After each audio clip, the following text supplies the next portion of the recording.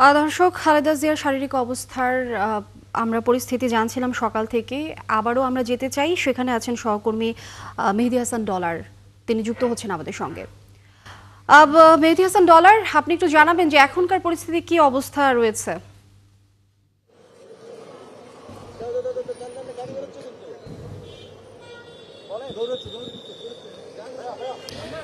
লিনিয়া মাত্র বের হলো, গাড়িতে উঠেছেন এবং গাড়িতে তিনি চড়ে বসেছেন। আমরা তিনি কিন্তু এখান থেকে ধানমন্ডি যাবে, এই যে তিনি বের হয়েছেন, আপনি দেখতে পাচ্ছেন নেভি ব্লু গাড়িটা, এই যে ঠিক এই জিপটার পিছনে আছে একটা গাড়ি এবং সেই গাড়িতেই তিনি আছেন। এবং আমরা যতদূর জানতে পেরেছি যে এভার কেয়ার হাসপাতাল থেকে এখন তিনি বের হচ্ছেন এই যে নীল রঙের কারটাতে, এই কারের পিছনের সিটে তিনি বসে আছেন এবং এখান থেকে তিনি সরাসরি ধানমন্ডির নিজ বাসভবনে যাবেন, আমরা যতদূর জানতে পেরেছি। এবং এর আগে কিন্তু আমরা দেখেছি যে তিনি 11:53 এই হাসপাতালে এসেছিলেন বিএনপি চেয়ারপারসন এবং সাবেক প্রধানমন্ত্রী বেগম খালেদা জিয়ার দেখতে, তার শারীরিক স্থিতি, কি ধরনের চিকিৎসা হবে বা কি হবে বা তাকে বিদেশে নেওয়া যাবে কিনা, এই ধরনের প্রাথমিক একটা হয়তো আলোচনা হয়েছে। এবং আলোচনার পরই কিন্তু আপনি দেখলেন লিনিয়া যে তিনি মাত্র এভার কেয়ার হাসপাতাল থেকে নীল রঙের একটি কারে করে তার ধানমন্ডি নিজ বাসভবনে জুবাইদা রহমান গেলেন। এবং আমরা হয়তো জানতে পারবো কিছুক্ষণের পর যে হয়তো আমরা শুনেছি যে তার বেগম খালেদা জিয়ার শারীরিক সর্বশেষ পরিস্থিতি নিয়ে হয়তো সাংবাদিকদের অবগত করবেন তার ব্যক্তিগত চিকিৎসক ডক্টর জাহিদ। আমরা তখন হয়তো আরো বিস্তারিত জানতে পারবো। এবং এখান থেকে যে জুবাইদা রহমান যে তার নিজ বাসভবনে গেলেন এবং ওখান থেকে দলীয় কার্যালয়ে যাওয়ারও একটা বিষয় আমরা শুনতে পেরেছি যে সেখানে দলের নেতাকর্মীদের সাথেও হয়তো তিনি একটা আলাপ করতে পারেন, আমরা প্রাথমিকভাবে শুনেছি। হয়তো এটা বিস্তারিত পরে আমরা জানতে পারবো লিনিয়া। এবং আপনাকে বলে রাখি যে প্রতি মুহূর্তেই কিন্তু তিনি যখন বের হচ্ছিলেন ঠিক তার আধা ঘন্টা আগেও জুবাইদা রহমান, মেডিকেল বোর্ডের চিকিৎসকরা এবং চায়না এবং যুক্তরাজ্যের যে চিকিৎসকরা আছেন তাদের সাথে কিন্তু তিনি আলাপ আলোচনা করেছেন যে বেগম খালেদা জিয়া যে সর্বশেষ যে শারীরিক পরিস্থিতি কি এবং কোন কোন চ্যালেঞ্জ বা কোন কোন রোগ আসলে ডাক্তারদেরকে বেশি ভাবিয়ে তুলছে, সে বিষয়গুলো কিন্তু ডাক্তাররা, মেডিকেল বোর্ডের চিকিৎসকরা কিন্তু জুবাইদা রহমানকে অবগত করেছেন এবং জুবাইদা রহমান সেগুলো শুনেছেন। এবং আমরা এতটুকু সর্বশেষ জানতে পেরেছি। তবে কি কি বিষয় আলাপ হয়েছে হয়তো আমরা কিছুক্ষণ পর ডক্টর জাহিদ, বেগম খালেদা জিয়া যে ব্যক্তিগত চিকিৎসক, তিনি যখন আমাদেরকে সাংবাদিকদের সাথে কথা বলবেন হয়তো আমরা আরো বিস্তারিত জানতে পারবো। তবে আপনাকে বলছিলাম যে এখন সবচেয়ে বড় চ্যালেঞ্জ বেগম খালেদা জিয়াকে বাংলাদেশ থেকে যুক্তরাজ্যে নেয়া। এবং ডাক্তাররা বলেছে, মেডিকেল বোর্ডের চিকিৎসক এবং যুক্তরাজ্য এবং চায়নার যে চিকিৎসকরা আছেন তারা বলছেন যে আসলে এটা আগামীকাল হয়তো সিদ্ধান্তে আলোচনা করে তার সর্বশেষ শারীরিক পরিস্থিতি বিবেচনা করে হয়তো আগামীকাল আমরা জানতে পারবো যে তিনি আসলে বিদেশে যাওয়ার জন্য প্রস্তুত আছেন কিনা। আপনি জানেন যে এয়ার অ্যাম্বুলেন্সে করে যখন কোনো রোগীকে নিয়ে যাওয়া হয় এবং সে দেশের, সেটা ইংল্যান্ড হোক বা যে কোনো দেশেরই হোক, সে দেশের হাসপাতাল যদি রোগীর পরিস্থিতি বিবেচনা না করে বা আপত্তি জানায় বা যে সে পেশেন্ট ঠিক মতো আসছেন কিনা, যে দেশ থেকে আসবেন যে হাসপাতালে সেখানে সঠিকভাবে আসছেন কিনা, এই নানা প্রশ্ন কিন্তু থাকে। এবং এই এয়ার অ্যাম্বুলেন্সে রোগী নেওয়ারও কিছু নিয়ম, কিছু আইন, এক দেশ থেকে আরেক দেশে যেতে, এগুলো কিন্তু আলাপ আলোচনা কিন্তু চলছে আমি যতদূর জানতে পেরেছি।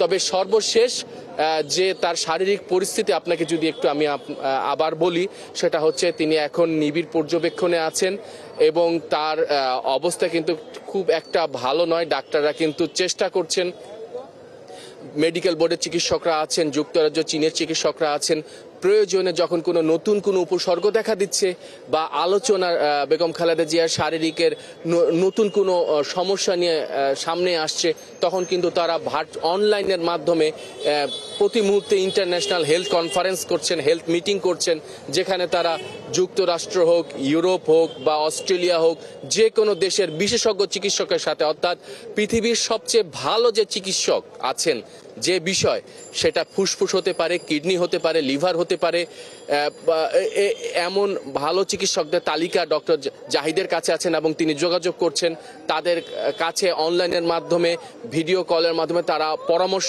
সমস্যাটা জানাচ্ছেন, সেখান থেকে যে পরামর্শটা আসছে সেই পরামর্শ অনুযায়ী কিন্তু চিকিৎসা চলছে। আমরা সর্বশেষ যেটি বিএনপির পক্ষ থেকে আমরা জানতে পেরেছি। তবে আজকে যেমনটি তাকে লন্ডনে যাবার কথা ছিল, কাতার থেকে একটা এয়ার অ্যাম্বুলেন্স আসার কথা ছিল, সেটি কিন্তু এখন হচ্ছে না, বা এয়ার অ্যাম্বুলেন্সটাও আসেনি। হয়তো আগামীকাল সেটা কাতার হোক বা পৃথিবীর যে কোনো দেশ থেকেই হোক, এয়ার অ্যাম্বুলেন্স হয়তো একটা আসার সম্ভাবনা রয়েছে। শুধু এয়ার অ্যাম্বুলেন্স এলেই চলবে না, সেখানে কিন্তু মেডিকেল বোর্ডের চিকিৎসক এবং বাইরে যে দু দেশের চিকিৎসক আছে তারা কিন্তু সম্মিলিতভাবে আসলে, এবং পরিবার এবং দলের নেতাকর্মীরা সবাই, এবং তারেক রহমানেরও মতামতের একটা বিষয় আছে, সবার পরামর্শে সবাই আলোচনা করে যে সিদ্ধান্ত নেবেন, সবকিছু নির্ভর করছে বিএনপির চেয়ারপারসন এবং সাবেক প্রধানমন্ত্রী বেগম খালেদা জিয়ার সর্বশেষ যে শারীরিক পরিস্থিতি, সেটা নিয়ে কিন্তু সেটার বর্তমান পরিস্থিতি বিবেচনা করেই কিন্তু আসলে সিদ্ধান্তটা নেওয়া হবে। তবে দলের পক্ষ থেকে যেটা জানানো হয়েছে যে আগামী রবিবারে কিন্তু খুব চেষ্টা করা হবে যাতে তাকে বাংলাদেশ থেকে ইংল্যান্ডে নিয়ে যাওয়ার।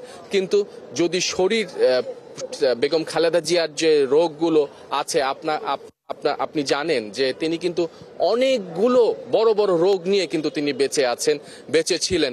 চলতি মাসের জানুয়ারিতে তিনি ইংল্যান্ডে গিয়েছিলেন এবং সেখানে তারেক রহমানের সাথে, তার ছেলে তারেক রহমানের সাথে দেখার পাশাপাশি কিন্তু সেখানেও তিনি রুটিন চিকিৎসা করেছেন। ইউকেতেও আমরা জানতে পেরেছি যে তিনি 4 মাস যে ছিলেন, 4 মাসেই কিন্তু তিনি রুটিন চিকিৎসা হাসপাতালে নিয়মিত যাতায়াত করেছেন। এবং 6 মে যখন তিনি দেশে ফিরেন, সে সময় দেশে ফেরার সাথে সাথেই কিন্তু তিনি এই এভার কেয়ার হাসপাতাল এবং বাংলাদেশের যে বড় বড় চিকিৎসক আছে তাদের সাথে কিন্তু তিনি সব সময় যোগাযোগ রেখেছেন এবং চিকিৎসা নিয়েছেন। এবং আমরা জানতে পেরেছি যে সর্বশেষ 22 নভেম্বর তিনি যখন রুটিন চিকিৎসার জন্য এভার কেয়ার হাসপাতালে আসেন, তখন তার ফুসফুসে ইনফেকশন ধরা পড়ে, সংক্রমণ ধরা পড়ে, এবং তখনই তাকে ভর্তি করা হয়। এবং 22 থেকে 26 তারিখের পর আমরা জানতে পারি 26 নভেম্বরে তিনি এইচডিইউ থেকে সিসিইউতে যান এবং এখন পর্যন্ত, অর্থাৎ গেল 13 দিন থেকে তিনি হাসপাতালেই আছেন। আমরা জেনেছি যে তার প্রত্যেকটা রোগী কিন্তু খুব মারাত্মকভাবে প্রকোপভাবে আছে এবং ডাক্তাররা প্রতি মুহূর্তে চিকিৎসা করছে প্রতি ক্ষণে ক্ষণে কিন্তু তার শারীরিক পরীক্ষা চলছে, স্বাস্থ্য প্রতিবেদন নিয়ে বিদেশি ডক্টর, বাংলাদেশে যে মেডিকেল বোর্ডের চিকিৎসকরা আছে তারা সেগুলো দেখে আলোচনা করে চেষ্টা করছে যে কিভাবে তাকে চিকিৎসাটা ভালো মতো দেয়া যায়। আবার আরেকটা বিষয় আছে, সেটা হচ্ছে যে ইনফেকশনের মাত্রা যদি বেশি হয়ে যায় তখন কিন্তু প্রত্যেকটা রোগীর ক্ষেত্রে যেটা আমরা দেখি স্বাভাবিক, যে ডাক্তাররা বলে থাকেন যে যখন ইনফেকশনটা ছড়িয়ে পড়ে সারা অঙ্গে, ফুসফুস, কিডনি, লিভার, এই অঙ্গগুলোতে যখন ইনফেকশনের মাত্রা ছড়িয়ে পড়ে তখন কিন্তু এই অঙ্গগুলোর কার্যকারিতা কমে যায়। কার্যকারিতা কমে গেলে কিন্তু রোগীর জন্য ঝুঁকি তৈরি হয় এবং এই ঝুঁকিটা কিন্তু আসলে রোগীর তখন প্রয়োজন পড়ে কৃত্রিম শ্বাস প্রশ্বাস, লাইফ সাপোর্ট বা ভেন্টিলেশন।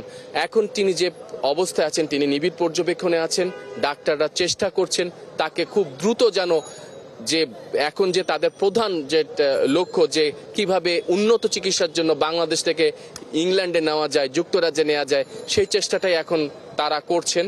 এবং এর জন্য আপনাকে যেমনটি বলছিলাম যে একটা রোগীকে এক দেশ থেকে আরেক দেশে, অন্য দেশে চিকিৎসা নিতে গেলে সেই দেশের, যে দেশে চিকিৎসা নিবে সেই দেশের হাসপাতালেরও একটা অনুমতির প্রয়োজন আছে এবং তারাও জানতে চায় যে রোগীটা তার নিজ অন্য দেশে চিকিৎসার জন্য আসছে সেই হাসপাতালের ডাক্তাররা আসলে জানতে চায় যে রোগীটার অবস্থা, শারীরিক অবস্থা কেমন এবং এখানে তাকে কি ধরনের চিকিৎসাটা তার প্রয়োজন হবে এগুলো জানতে চায় এবং তারা সেভাবে একটা পরিকল্পনা করে রাখে।